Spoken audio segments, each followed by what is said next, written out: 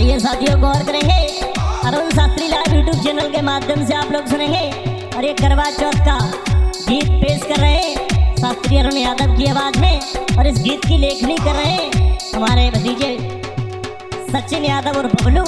गौर करेंगे, लिखा एक नई नवेली दुल्हन और अपने सैया की शिकायत करती बोली है वो अभी।